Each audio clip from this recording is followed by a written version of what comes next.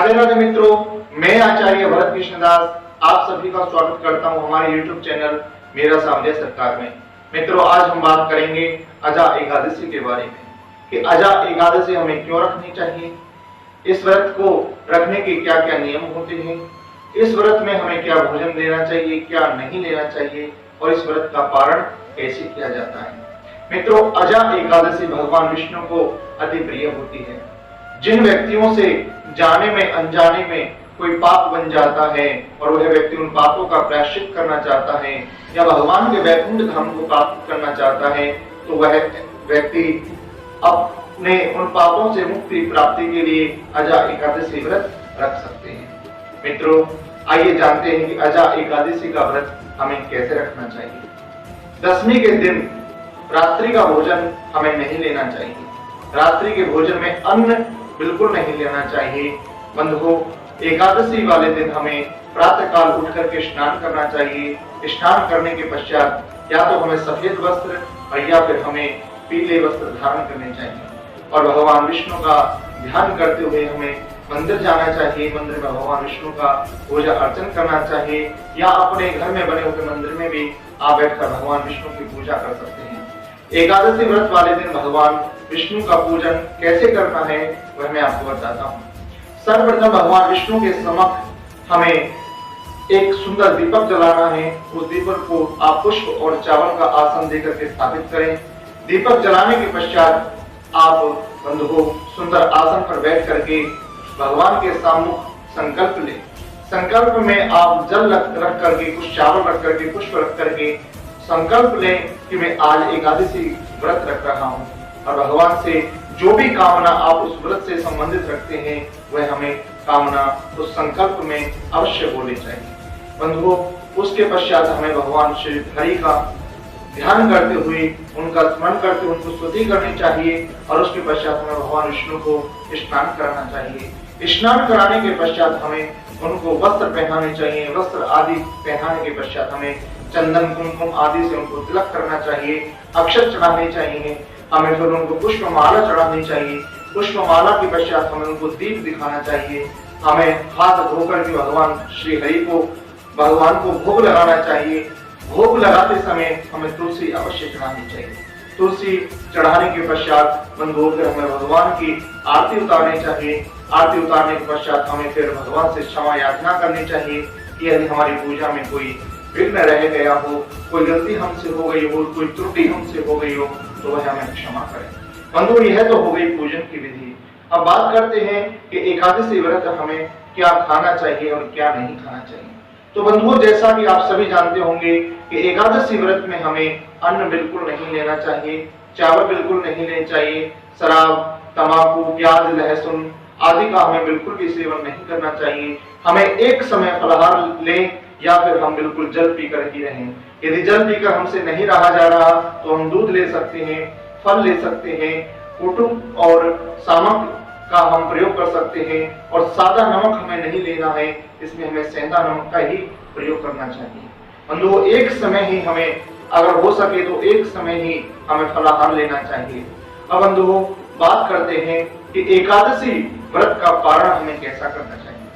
बंधुओं, एकादशी व्रत का पारण करते समय हमें ध्यान रखना चाहिए कि द्वादशी तिथि की समाप्ति होने से पहले हमें अपने व्रत का पारण कर लेना चाहिए। भगवान की पूजा अर्चना करने के पश्चात भगवान का भोग लगाएं और भगवान का भोग लगाने के बाद ही हमें व्रत का पारण करना चाहिए।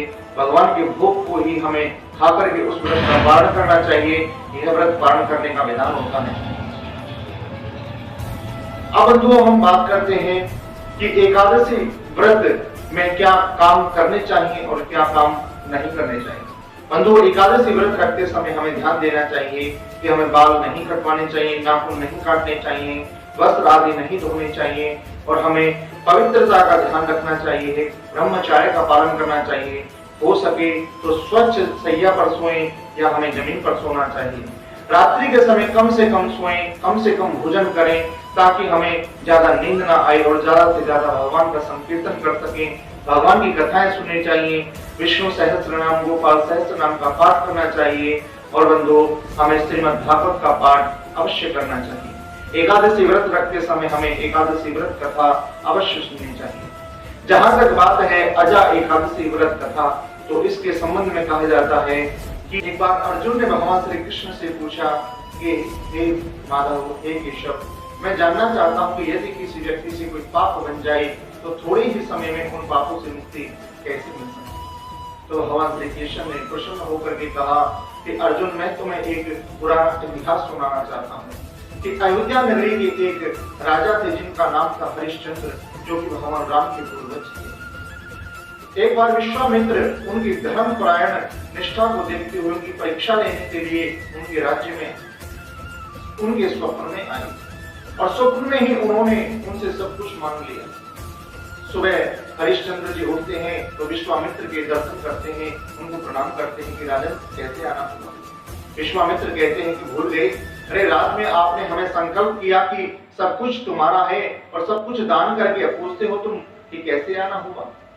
हरिश्चंद्र ने कुछ नहीं पूछा, हालांकि बात स्वप्न की थी, मना भी कर सकते थे, लेकिन धर्मनिष्ठ थे, स्वप्न में दिया हुआ वचन भी वह निभाना चाहते थे। अब तो बंधु अपना सब कुछ छोड़ करके राजा हरिश्चंद्र जंगल में चले जाते हैं और जंगल में जाने के बाद भी विश्वामित्र उनकी परीक्षा लेते हैं। जंगल में जाने के बाद कहते हैं कि आप हमें जो दिया है संकल्प, उसकी अब हमें दक्षिणा तो दो। अब दक्षिणा दे तो दे कहां से, अब उनके पास कुछ है ही नहीं। उन्होंने महाराज अपने आप को एक चांडाल को बेचना पड़ा, अपने पुत्र रोहित और अपनी पत्नी को एक ब्राह्मण को बेचना पड़ा। ऐसे दिन आए कि पुत्र रोहित सांप के दंशन से मृत्यु को प्राप्त हो जाता है और वही पत्नी उनकी उसके पुत्र को लेकर के जब शमशान भूमि में उनका अंतिम संस्कार करने के लिए जाते हैं तो वहां पर हरिश्चंद्र अपनी ड्यूटी दे रहे होते हैं। उनकी पत्नी के पास कर देने का कोई भी साधन नहीं होता है, लेकिन हरिश्चंद्र कहते हैं कि बिना कर लिए मैं तुम्हारे बच्चे का अंतिम संस्कार नहीं कर सकता। जब यह इतनी कठोर प्रतिज्ञा, इतना कठोर संकल्प को निभाते हुए हरिश्चंद्र को देखा तो सभी देवता भी आनंदित हो गए, लेकिन परीक्षा चलती रही। इतना होने पर भी हरिश्चंद्र पीछे नहीं हटे, बहुत दुखी होते रहे, बहुत प्रताड़ना सहते रहे। एक दिन क्या होता है कि गौतम ऋषि उनके पास आते हैं और जब गौतम ऋषि को हरिश्चंद्र जी ने देखा तो कहने लगे कि मेरे दुख का क्या कारण है, मैं इससे कैसे मुक्ति प्राप्त कर सकता हूँ। गौतम ऋषि ने कहा कि तुम्हारे पूर्व जन्म के पापों के कारण ही यह कष्ट तुम्हें सहन करना पड़ रहा है। यदि तुम भगवान के अजा एकादशी का व्रत रखते हो तो हो सकता है कि इससे तुम्हें मुक्ति मिल जाए। अब तो जैसे ही गौतम ऋषि ने यह बात कही तो भाद्रपद कृष्ण पक्ष में जो एकादशी पड़ती है उसको प्रातः काल उठ करके स्नान आदि करके भगवान विष्णु की आराधना करते हैं और पूरा दिन निराहार रहते हैं। इससे प्रसन्न होकर के एकादशी महारानी ने भगवान विष्णु ने उनके ऊपर कृपा करी और इस ऋण से मुक्ति दिला करके उनको अपने चरणों में स्थान दिया। और आज हम सभी धर्मनिष्ठ राजा हरिश्चंद्र की कथा सुनते हैं, सुनाते हैं। पूरे विश्व में उनका यश है, तीनों लोकों में उनका यश आज भी गाया जाता है। ऐसा एकादशी व्रत का प्रभाव है। अजा एकादशी का जो भी व्यक्ति व्रत रखता है अथवा इसकी कथा को सुनता है, कहते हैं कि वह भी सब पापों से मुक्ति प्राप्त कर लेता है और अंत में भगवान के वैकुंठ धाम को जाता है। इसलिए बंधु, अजा एकादशी व्रत अगर हम ना भी कर सके तो उस दिन हमें प्रातः काल उठ करके भगवान विष्णु की पूजा करनी चाहिए और हमें ब्राह्मणों को दान देना चाहिए। दान आदि करा देने के पश्चात हमें उनको भोजन भी कराना चाहिए।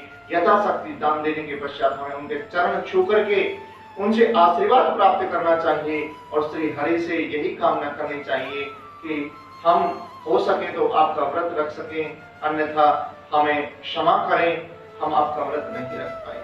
ऐसी क्षमा याचना करते हुए भगवान से प्रार्थना करनी चाहिए। और जो इस व्रत को रखते हैं देवता भी उनकी जय जयकार करते हैं, तीनों लोकों में उनका यश गाया जाता है। बंधु, आपको मेरी दी हुई जानकारी कैसे लगी आप कमेंट बॉक्स में जाकर के अवश्य बताएं। और यदि आप कोई प्रश्न पूछना चाहते हैं तो कमेंट बॉक्स में अपना प्रश्न अवश्य लिखें, आपकी हर समस्या का समाधान किया जाएगा। जय श्री राधे।